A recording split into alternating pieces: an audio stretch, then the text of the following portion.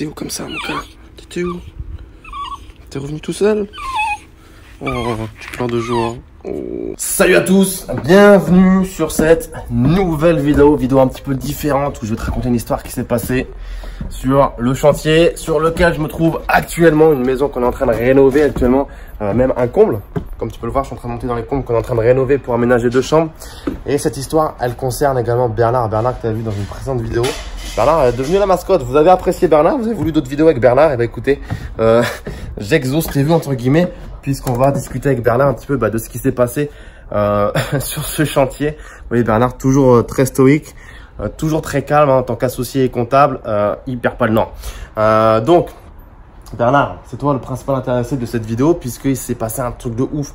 Une de mes plus grosses peurs sur un chantier et certainement également la plus grosse peur de l'artisan. Il avait jamais dû voir ça en plus de 20 ans de métier, je pense. Il était très mal et je vais te raconter entièrement toute l'histoire puisqu'elle s'est seulement résolue hier vers 14 h.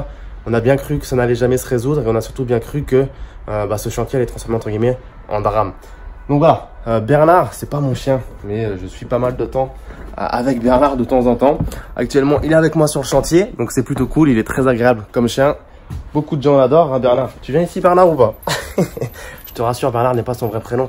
Je ne sais pas pourquoi je l'ai appelé Bernard, mais voilà, il s'appelle Bernard pour les vidéos. Donc, qu'est-ce qui s'est passé tout simplement? Avant qu'on commence, eh bien, abonne-toi à la chaîne si ce n'est pas encore fait, pour recevoir les autres vidéos, parce que c'est du contenu qui est relativement intéressant. Abonne-toi, mets un petit like, pose-moi tes questions ci-dessous, ça sera un grand plaisir. Et je vais te raconter tout de suite ce qui s'est passé. Également pour les t-shirts, lien dans la description pour télécharger, pour acheter directement et commander chez toi tout un tas de t-shirts. Donc voilà, j'étais sur le chantier tranquillement il y a de ça 2-3 jours avec les artisans qui étaient en train de bosser le comble. Ils aménageaient justement ce plafond ici pour y mettre la laine de verre, poser les rails, etc. Quand je décide de m'absenter de la maison pour aller, je crois, à Leroy Merlin, acheter soit encore des petites conneries ou du mobilier, je sais plus trop quoi exactement. Et je décide donc de laisser le chien à la maison en prévenant les artisans de bien faire attention. Il n'a pas un caractère fugueur, Bernard. Peut-être qu'il a envie de faire des visites immobilières, mais il n'y va pas sans moi. Donc je dis quand même à l'artisan, fais attention, il est là le chien. Donc voilà. Je suis en centre-ville quand je reçois un coup de fil de l'artisan qui me dit: écoutez, monsieur Carteni, j'ai un gros problème. Le chien vient de s'échapper. J'ai à peine eu le temps d'ouvrir la porte qu'il l'a tracé comme un malade. Il a traversé l'avenue, puisque là, juste devant, c'est une avenue très fréquentée. Il y a beaucoup de passages. Je pense pas que tu vas pouvoir le voir ici. Voilà, il y a beaucoup de voitures qui passent et c'est dangereux, on va pas se mentir.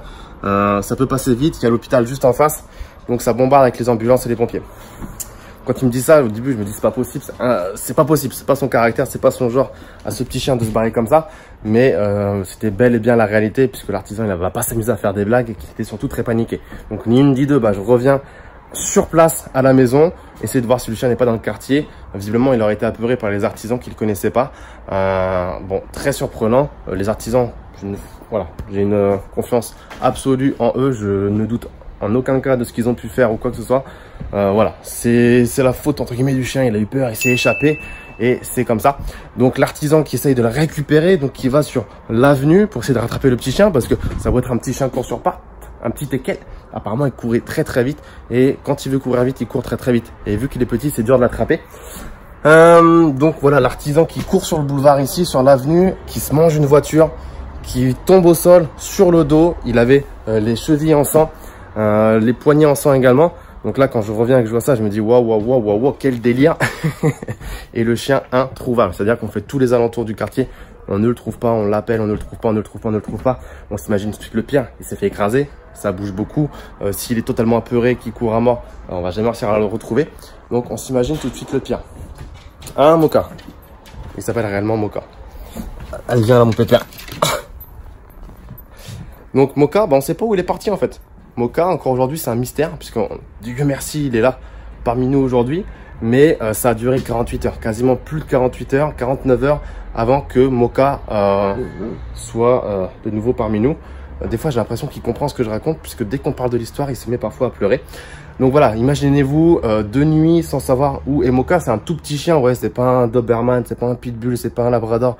On se dit tout de suite que c'est un petit chien qui est un peu à la merci de ce qui peut se passer en extérieur. Il peut avoir froid la nuit, il peut rencontrer un plus gros chien errant, il peut tomber sur des gens malhonnêtes, se faire kidnapper, puisque c'est un chien de race qui coûte un peu d'argent, mine de rien, et que les gens dans le Nord n'ont pas forcément beaucoup d'argent, qu'il y a des réseaux, il y a la frontière à côté avec la Belgique.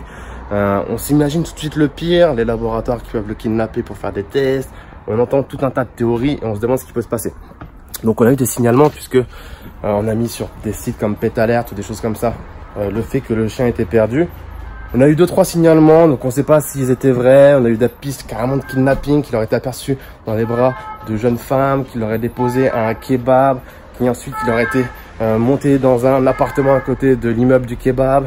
Donc ça s'est transformé vraiment en tout un scénario, crois-moi, une enquête de malade, à parcourir la ville des kilomètres entiers à pied, en voiture, à tout observer, à rentrer dans des immeubles, à toquer aux portes, à aller à la police. On a vu énormément de choses, aller à la SPA. Crois-moi, aller à la SPA également, c'est une épreuve. Quand tu vois tous ces chiens abandonnés ou perdus, qui hurlent, qui pleurent, qui sont dans la détresse. Vraiment, du jour au lendemain, d'une minute à l'autre, on passe à un autre monde et finalement, tout ce qui est immobilier, marché financier, rentier, indépendance financière, argent, ça n'a plus trop d'importance et on doit résoudre une situation qui nous est mise devant les yeux. Donc Mocha, en fait, au bout de 48 heures, on n'y croyait plus. On était en train de manger tranquillement à midi, parce qu'elle a disparu vers 13 h et 48 heures plus tard, vers midi 13 h, on mange et on reçoit un coup de fil d'un monsieur qui nous dit: écoutez, je pense avoir vu votre chien il y a environ 10 minutes à côté de l'hôpital. Donc l'hôpital, il est juste au bout de la rue à 5 minutes. Et là, on court, on va pour ouvrir la porte d'entrée et ce qu'on aperçoit, c'est quasiment de façon synchro, le petit Bernard qui arrive à nos pieds comme s'il rentrait à la maison après être parti toute la nuit vagabonder dans un club ou parti serrer de la petite chienne. Bon, la petite chienne au sens premier du terme, pour le coup, ça marche ici. Et il est rentré totalement fou de joie, à pisser partout et à pleurer à mort. Je te mettrai une petite vidéo juste après. Il n'a pas arrêté de pleurer. Encore ce matin, il pleurait encore un petit peu 2 jours après. Il est super content. 48 heures dans la rue. Bon oui, ça te fait peur. Rien que d'en parler. Oh.